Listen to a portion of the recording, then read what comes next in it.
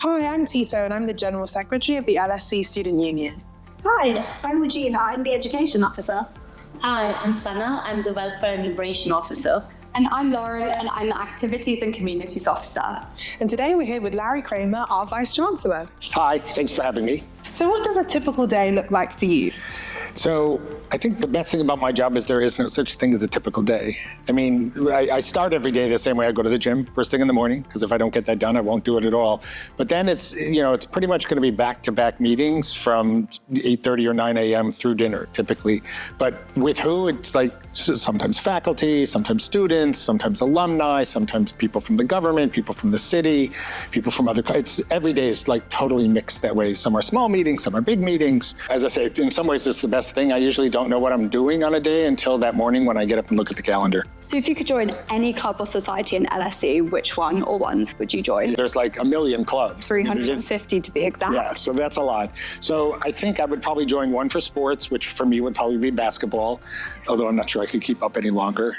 I would probably want to join like a book reading club or something like that. And then in my fantasy world, I would join the drama club, because in my heart of hearts, I've always wanted to be an actor. Me too, yes. So what is the best book you've ever read? So certainly one book. So what I would say is on the fiction side, so I love Jane Austen and reread all my Jane Austen novels every once in a while, although I actually like Middlemarch better, by George Eliot, which is similar. And then Lord of the Rings. I'm a huge Lord of the Rings fan, and I've read those multiple times. And Moby Dick is the best, I think, single novel. On the nonfiction side, because they're really so different, there were two books that really changed the way I think and what I do. So one is a book called The Glorious Cause by Robert Middlecoff.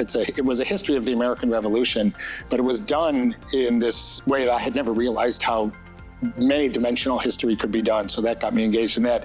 And then there was a different book called Happy Slaves by a political scientist at the University of Michigan named Don Herzog, and it's a way of thinking about problems in the world. And again, it just changed the way I think about everything. So I guess those two books. So on a usual day, where on campus do you like to go for lunch? So again, there's not really a usual day, and I often have to go somewhere for meetings, but when I just have time to go get lunch, I usually want to do it quickly. So I'll either go to the place on the first floor of the center building, or I actually like to go to Wright's. I mean, you can get an actual deli sandwich there and whatever. Yes, so that's probably my go-to place. If you could do any course at LSE, what course would you do? I don't know that I could pick today. Well, among other things, I don't know that I want to say.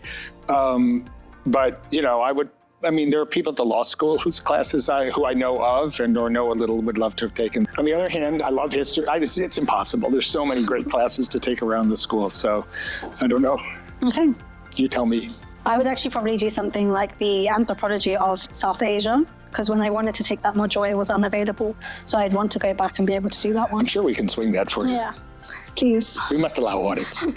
So if you were stranded on a desert island and you could only have three things, what would your three things be? So I have actually thought about this because I've been asked this question before. So first, I would bring a complete bed setup. I want to be able to sleep on a mattress with pillows and a blanket. Second, probably a lifetime supply of pizza, because I could eat that every day happily. And then third, can I call access to the internet? Just the ability, I want something to read and listen to.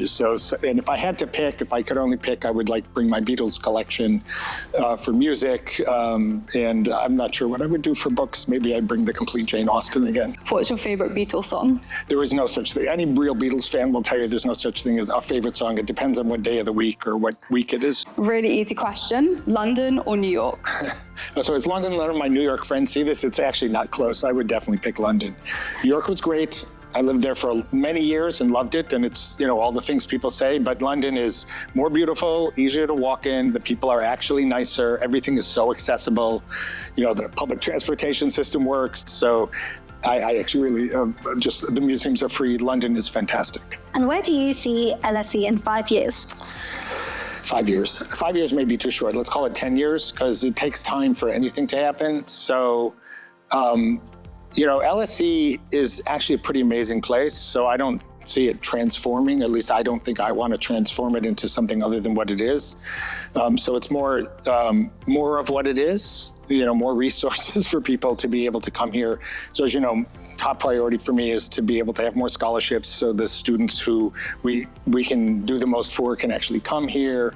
A lot more resources for faculty to be able to do the kind of research that they do, the ability to project that out. But I honestly don't think the university needs to turn into something other than what it is, just be more and better version of what it is now. So that would be what I'd like to be able to leave, being able to say got done.